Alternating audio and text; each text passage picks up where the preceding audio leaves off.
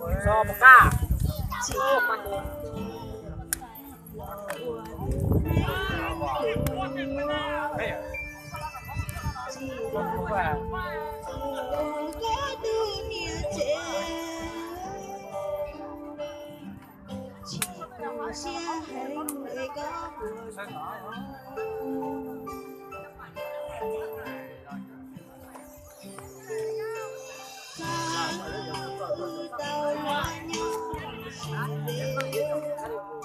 Hai em cũng đọc cu ga.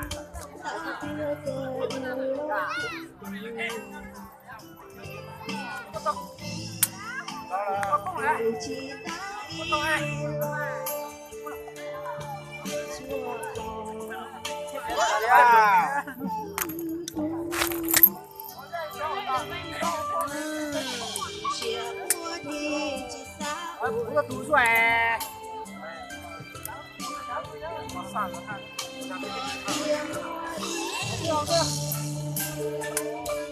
Mẹ quá.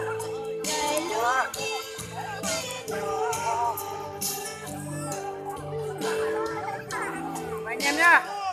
Về nhá.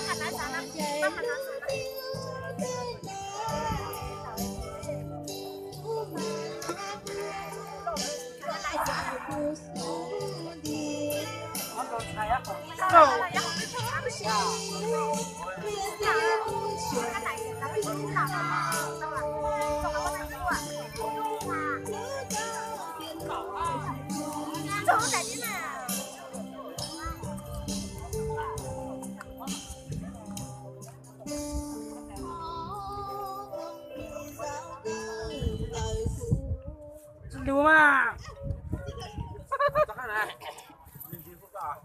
Mình nhớ thế này mà để sao quá xì rồi mình Chỉ em chú cho cái là hạt tiền. Đúng mình á, muốn đánh thắng cái luôn. Đánh thắng à? hả? Đánh thắng à? Thằng sinh dù là Muốn đánh thắng luôn. Nào không chỉ sân đường.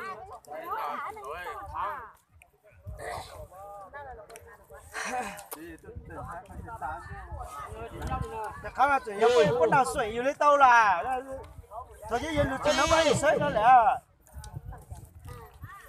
biết có chúng nó bay thì cái bây giờ nhá tao nó sẽ bị bệt đảng luôn thằng ăn cao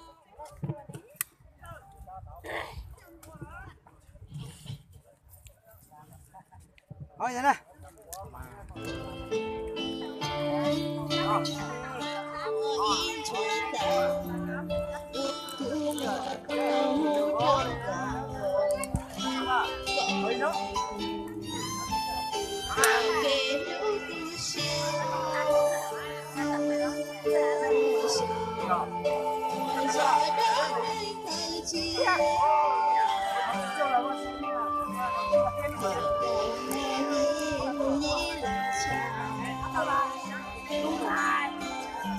你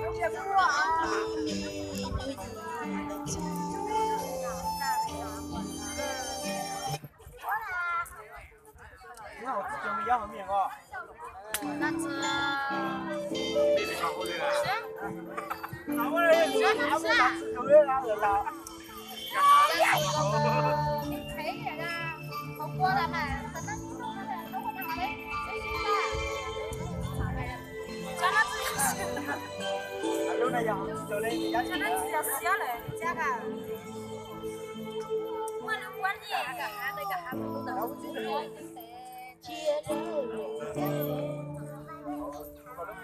手怎么在骂不得？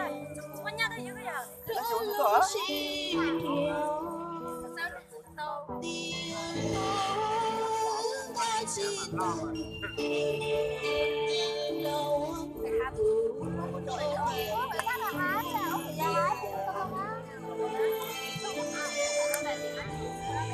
mà đã nằm có mấy nè đúng nè đó à còn như là